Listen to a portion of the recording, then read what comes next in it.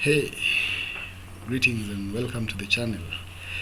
In today's video we are going to be discussing about hybrid control surfaces from when we left in our last video where we discussed about the primary control surfaces. In this video we'll be discussing about hybrid control surfaces, which are mostly primary control surfaces that combines the function of one control surface with another. Most of them do two functions of primary control surfaces. Then after the hybrid control surfaces, we'll also be looking at high lift devices in this video. So thank you. I hope you've subscribed to the channel and turn on notification for the channel on, so that whenever we post a new video, you'll be able to get a notification on the same. So hybrid control surfaces, we'll start with the Elevons. The Elevons combines the function of an elevator and ailerons. When the control columns are pulled or pushed, the Elevons move together in unison. By that they do the function of pitch control when they move together. As you can see in this picture, these are the control surfaces. They combine both the function of the aileron and the elevator. You can see this one from the right hand side and this one on the left hand wing. When they move together, when the control column are pulled or pushed, they work as elevators. When the control column is turned, the stick is turned to the right or to the left, they act as ailerons. So that is the function of an Elevon. They are used on highly swept back wing, as you can see on our picture here, or on delta wings aircraft. The next control surface that we're going to look at, we look at the Ruddervator. The Ruddervator combines the function of the rudder and the elevator. They are used on V-tail aircraft. As you can see on our picture here, this is the control surface. This is the Ruddervator on these aircrafts. When they move together, when the control column is pulled or pushed, they move together. Hence, the action of moving them together, they act as the elevator. When the rudder pedals are pushed either to the left or to the right, they move differentially, and by so moving differentially, they act as a rudder for yaw control.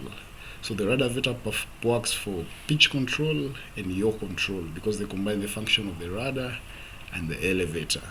The Elevons, don't confuse the Elevon. The Elevon do the function of aileron, that is roll control, and elevator pitch control. The next surface that we're going to look at is not really a primary control surface. It's a combination of a primary control surface and a secondary control surface. And this one is called a Flaperon. A Flaperon combines the function of flaps and aileron. They are mostly used on short takeoff and landing aircraft, like a twin otter.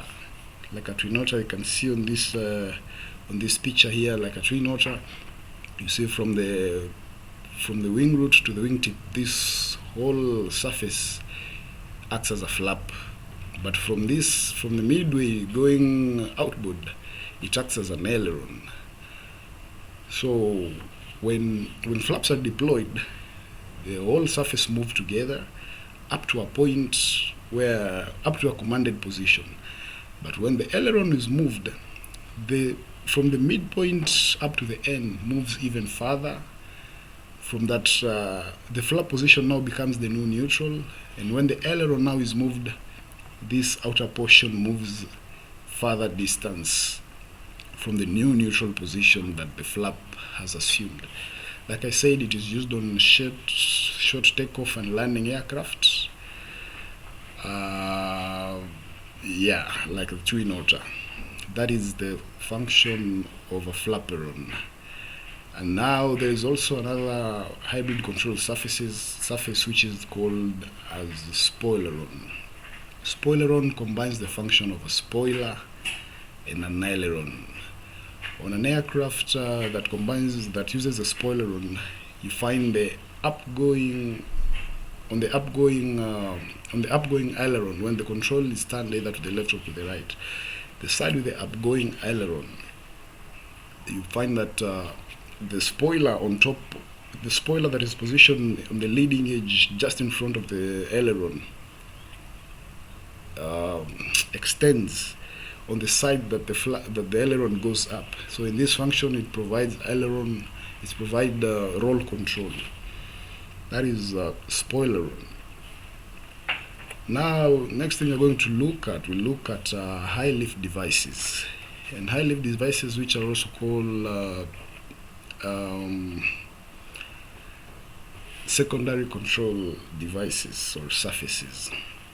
And from our last video, if you can remember, we saw that the secondary devices or the secondary control surfaces are used to change lifts and drag, either by increasing them or decreasing them.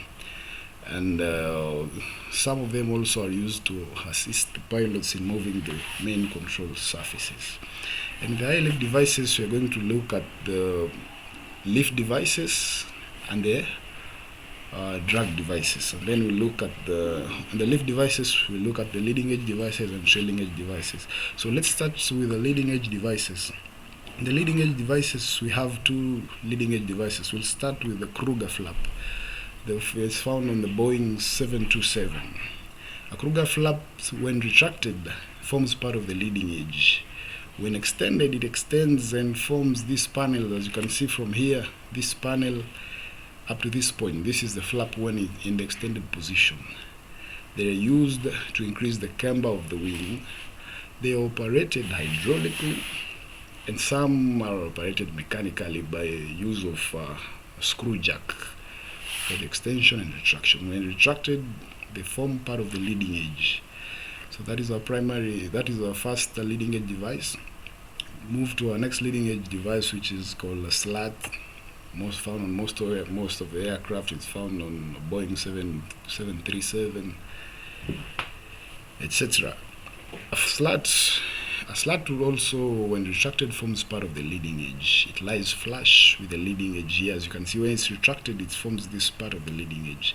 When it's extended, it moves slightly forward and slightly lower than the leading edge of the wing. It also increases camber of the wing. It increases camber, hence increasing lift by this. Now, when a slat is extended, there's a slot created between the leading edge of the wing and the slat itself, and this gap is called a slot.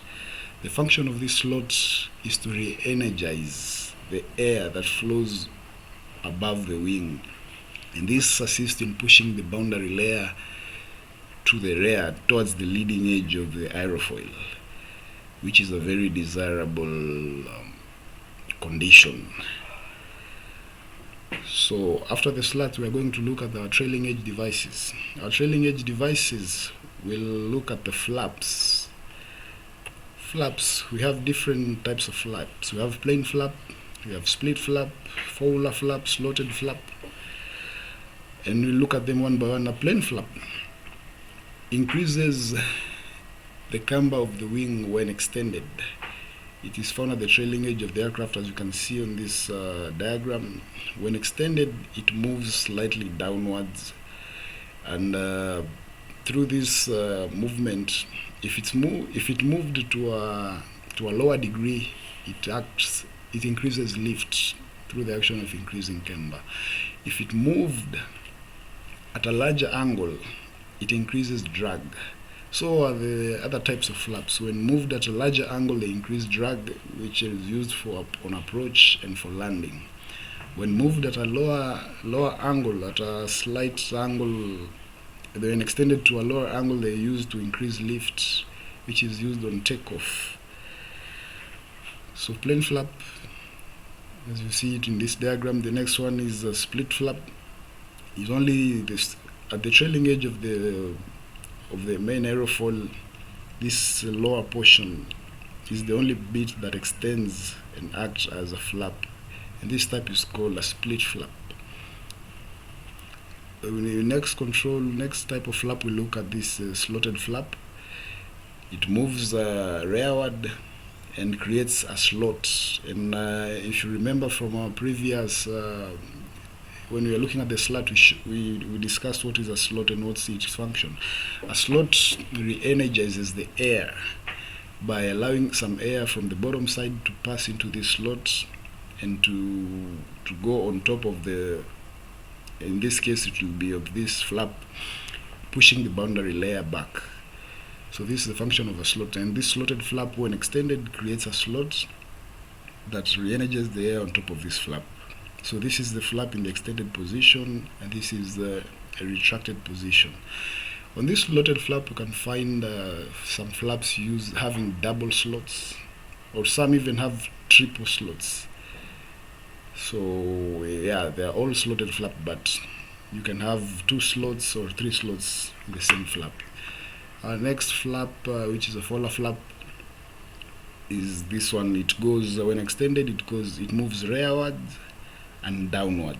Unlike the previous flaps that we've seen, most of them only extend rearwards, increasing camber. This one moves rearwards and downward.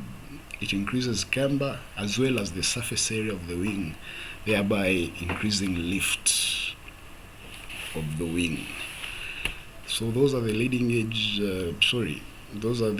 leading edge and trailing edge devices that we are going to look at in this video. Next, we'll look at the drag devices. And drag devices, they're the ones that are used on approach, rapid descent, landing, turning.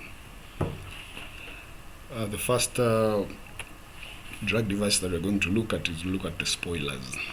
As you can see on this picture, these are the spoilers in the extended position. They are located just in front of just at the leading edge, just in front of the flaps. When extended, when retracted, they lie flush with the top side of the wing. But when extended, they lift up and they spoil the lift. They spoil the lift they spoil the airflow that is passing on top of the wing, thereby spoiling lift. So that is their main function. The spoiling of the lift enables the aircraft to descend rapidly. For example, if you want to descend at a given altitude rapidly, and you're at a high altitude, when you deploy the spoilers, it will enable you to make a steep descent rapidly. So that is the function of the spoilers. The next drag device that we're going to look at is called the air brake. As you can see in this picture, this is not wing mounted. This is mounted on the fuselage at the tail surface. This one is used after landing. When extended, this portion that initially forms the tail of the aircraft, you can see these 2 surfaces, they retract together and meet at this point in a normal flight. But now on ground, when extended, they extend, as you can see in this picture, in the extended position, they act as air brakes because they stop the airflow passing on either side of the fuselage, and this assists in stopping the aircraft timely. So this is the function of the air brakes. Thank you for tuning into this video. In our next video, we'll be looking at the trim tabs and various types of tabs, the construction and their designs. We'll also be looking at stability, more of stability of an aircraft. Thank you again. If you haven't subscribed to the channel, please don't forget to hit subscribe. Don't forget to share the video among your friends. If you have any comment, any question, any suggestion, you can post it in the comment section below and I'll go through them. Thank you again.